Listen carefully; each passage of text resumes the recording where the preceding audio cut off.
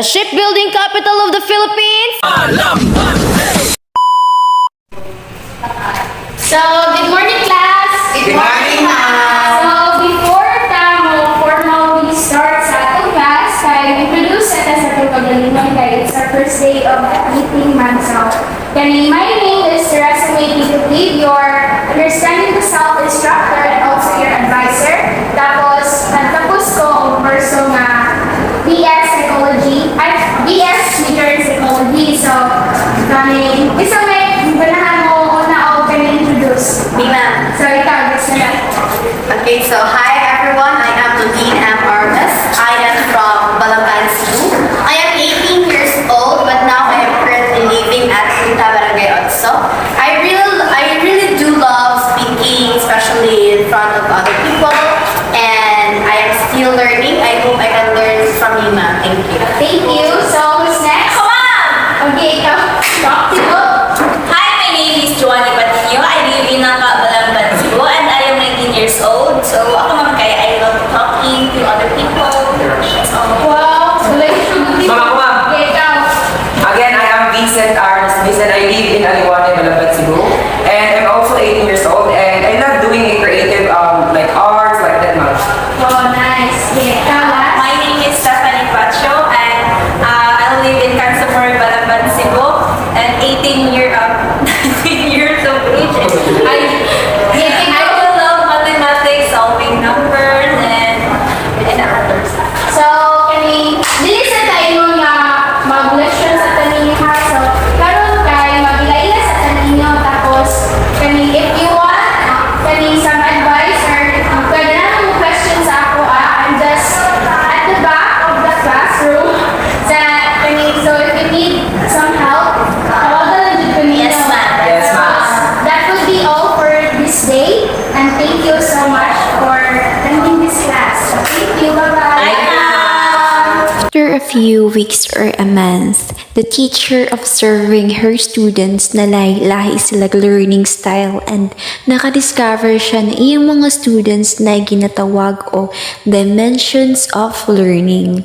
Nasiluli na initiatives and intentionality and naa siya confidence in all subject. Si Vincent na creative and self-expression.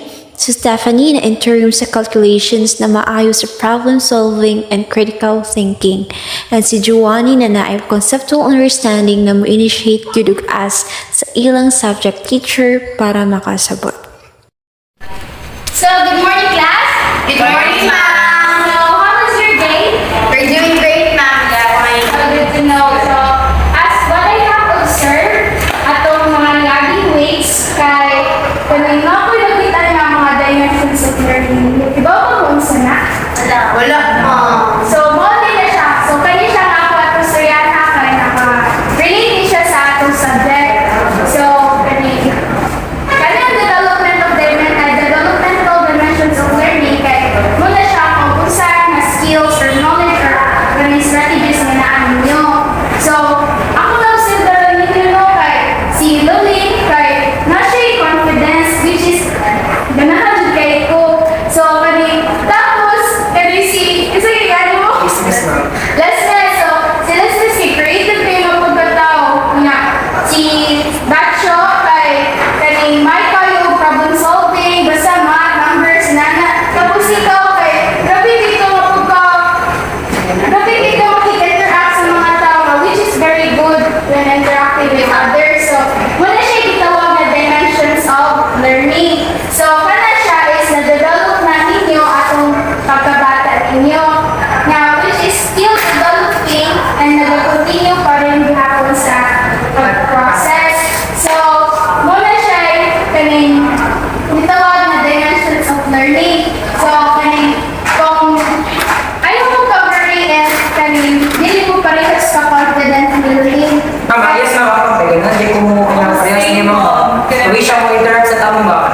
Oo, ayaw mo ka-worry if dili mo parehas niya kaning katabian or ka-confident in learning or ka-creative sa mga lessons. Kaya kita na develop din ako. Bisan ako kay kaning dili ka ko confident ka makistorya sa mga tao. Bisan ako nakatuman ng eskwela. Kay kaning I'm still in the process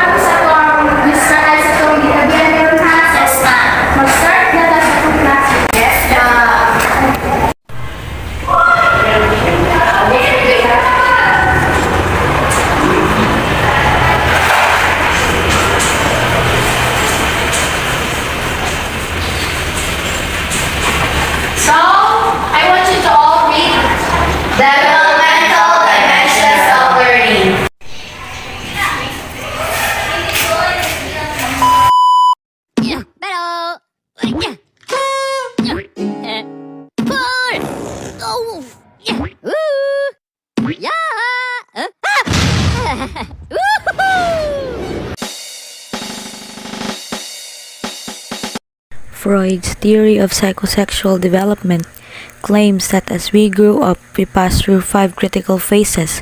The phases are called oral, anal, phallic, latency, and genital. In the first year of our lives, we discover the world through our oral senses. Our main pleasure comes from sucking our mother's breast. Primary focus of our libido at this stage is the control of the bladder and bowel movements to learn potty. Phallic stage is the setting for the greatest, most crucial sexual conflict in fruits model development. It involves unconscious desire to possess the opposite sex. Psychosexual development, in which overt sexual interest is sublimated and the child's attention is focused on skills and peer activity with members of his own sex. Development. The genital stage begins with the onset of puberty. During this period, the person seeks way of satisfying sexual impulses in day-to-day relationship and aggressive impulses through competition, physically demanding activities, exercise, and argument. Oh.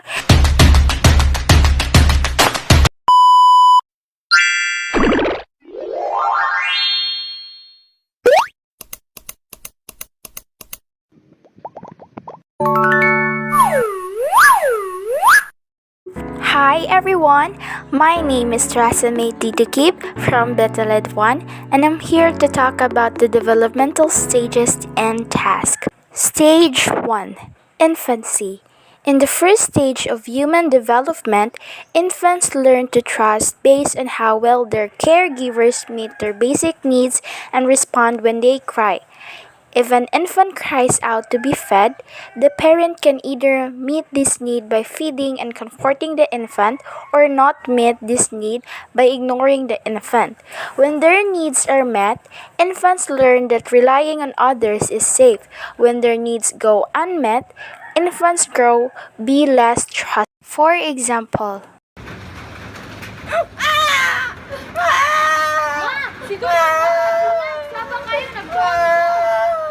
Ano man si Dudong? Giduka na siguro ni.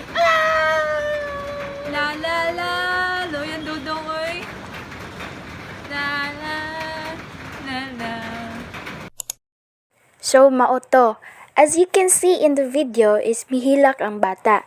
Tapos pagduol sa mama is mihilom siya. Dira dapita mitra siya sa iyang mama because na-meet sa parent ang need niya which is katugon na di ay siya. In this way, ang bata is musalig na depending og if na-meet ba nimo ang ila needs and ma-feel na nila nga safe sila diha nimo. In this stage, mutra sila based on how you meet their needs. Stage 2. Toddlerhood. Like in the first stage, toddlers go through this stage responding to their caregivers. If caregivers encourage them to be independent and explore the world on their own, toddlers will grow up with a sense of self-efficacy. If caregivers hover excessively or encourage dependence, these toddlers grow up with less confidence in their ability. For example, Mama. Papa. A. B. A. Aba. so sa video, nakita nato na ang bata is nagkaton independently like gasuwat siya, tapos ga-read while ang mother is gatan-aw sa bata nga nagkaton on their own. So kani nga stage is kabalo na makaton independently ang bata And in this way, maging confident gani ang bata siyang pagdako kay they're starting not to depend on others naman. Stage 3. Preschool years. During the preschool years, children learn to assert themselves and speak up when they need something. Some children may state that they are sad because a friend stole their toy. If this assertiveness is greeted with a positive reaction, they learn that taking initiative is helpful behavior.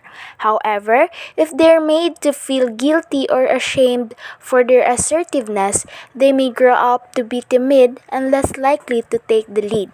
For example, Hala, nagamit baya ko. Ano imong gikuha? Mangulang bragani ta. Hala, dili man na maayo, good. Dapat mangulang pagtarong. Oh, sorry, good. Makaguol mang kaoy, sunod kay manangid ang pagtarong ha. sa video, nakita nato nga isa ka bata is mi-speak up sa unsa iya na feel toward that person, di ba nga naguol kuno siya sa gibuhat sa batag ug unsa pa na. In this stage of development, diri nato makuan na kibaw na ta mo speak up if unsay na feel nato ana nga butang. Stage 4. Early school years. When children begin school, they start to compare themselves with peers. If children feel they're accomplished in relation to peers, they develop strong self-esteem. If, however, they notice that other children have met milestones that they haven't, they may struggle with self-esteem. For example, Guys, pila na score niyo sa exam kanina? Perfect ko! Oh, sa akin, awesome! Perfect! Uy, Vincent! Vincent, yan mo ko, lumawad ka, pero di mo score. Wala raman yung papasin. Ha? Pila di ay? 1/10. May kamo, dabo kayo mo grado. Mag-lisod man good po ang nga topic. Good. Unsa day sa math? No, okay ra no, makatuon man jud tanan good. Mag-process pa man ta good. Bawi lang sunod. Bawi na lang sunod. Vincent, namo ba ha? Maglisod ka. sa video, makita nato na si Vincent is naguol sa iyang score sa test. Tapos naka-feel siya nga di siya ganahan sa iya kagalingon kay nakakuha siya gamayng score, while ang other classmates niya is na perfect. In this stage kasi, we're starting to have friends and makakita ta sa uban nato na friends or kaila na they do something na di nimo kaya and maka-feel ka og struggle sa imong self-esteem.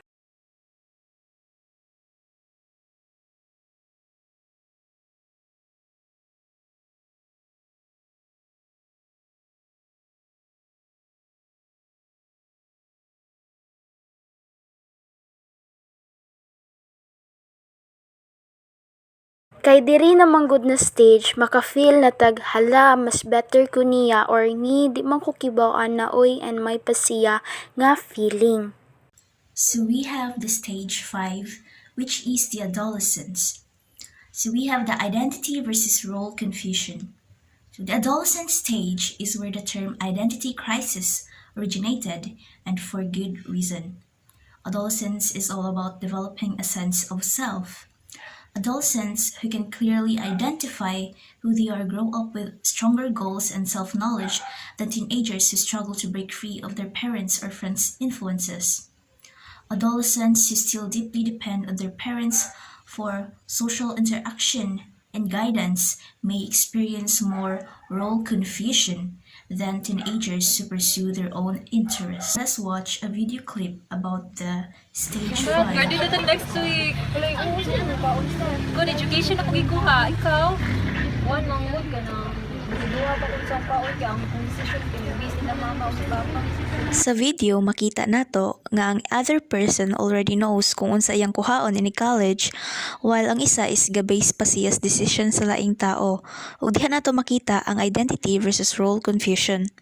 Ang identity dito is katong person nga maka-identify nas unsa iyang gusto, while ang role confusion is gagad pas laing tao. Next, we have the stage 6, which is the young adulthood, and we have here the intimacy versus isolation. In young adulthood, which begins roughly at 20, people begin to solidify their lifelong bonds. Many people enter committed relationships or marriages, while others form lifelong friendships. People who can create and maintain these relationships reap the emotional benefits, while those who struggle to maintain these relationships may suffer from isolation. A young adult who develops strong friendships may feel more intimacy than the ones who struggle to form and maintain close friendships. So let us watch the video clip.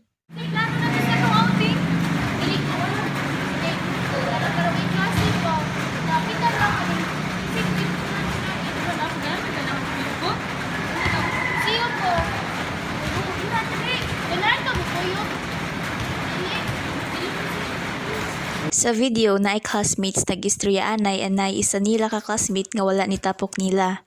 So makita nato diha ang intimacy versus isolation. Ang isolation is katong nag-inusara ra kay ga-struggle siya maintain og relationships to others, while a young adulthood who develops strong friendships may feel more intimacy. In middle adulthood, people tend to struggle with their contributions to society. They may be busy raising children or pursuing careers. Those who feel that they are contributing experience generativity, which is the sense of leaving a legacy. On the other hand, those who don't feel that their work or lives matter may experience feelings of stagnation. So let us watch the video clip. Ano, doon ako trabuan. Sige, Sige, radio. sige, nagatiman ko ni Juwani. Sa video na ay family og na stress employee, and makita nato didto ang generativity versus stagnation. So ang generativity is katong family, kay those who feel that they are contributing experience generativity, which is sense of leaving a legacy. While ang stagnation is katong employee, kay she is stressed and feels meaningless. So lastly, we have the stage 8, which is the late adulthood. We have the integrity versus despair. As adults reach the end of life, they look back on their lives and reflect. So let us watch a video clip. Ito ang naging kahit tamads, no? Lagi, doon na mapugno na itong edad. Ayun niya, dugayan ani kay mamatay na dito ta. Ikaw lahi ang kagod kay iguwang naman dito, igara na ta. May man ka kay hayahay man kag kinabuhi. Ako kung mamatay ko niya, iguwang naman kay kung mamatay ko. Daghan kay kog regrets na kuan. I will die in despair kay wala ko ka buhat anang mga butanga. Ayo, umri kayo ko, di marihas nimo ba? Ako mads kay okay raman ko mamatay ko kay buhat naman siguro na ko tanan na pulos na itabo sa akong kinabuhi. Sa video, makita nato na ay duha ka tiguang nagistoryaanay about death, and makita nato didto ang integrity versus despair. Ang isa ka tiguang ni share nga daghan siya regrets and felt that she didn't live a good life, so ang ending she will fall into despair. While ang isa is na-fulfill niya iyang mga gusto so she can face aging and dying with peace, and that is what we call integrity.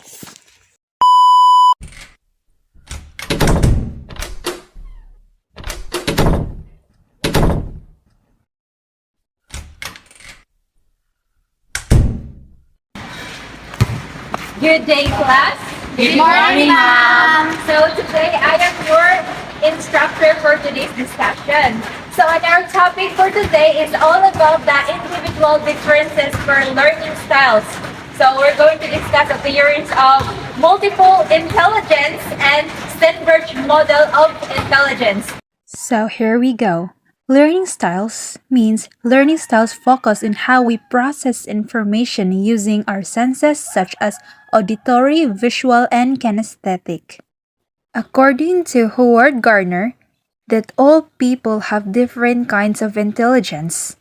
In order to capture the full range of abilities and talents that people possess, Gardner theorizes that people do not have just intellectual capacity but have many kinds of intelligence, such as visual spatial intelligence. These are people who are strong and good at visualizing things.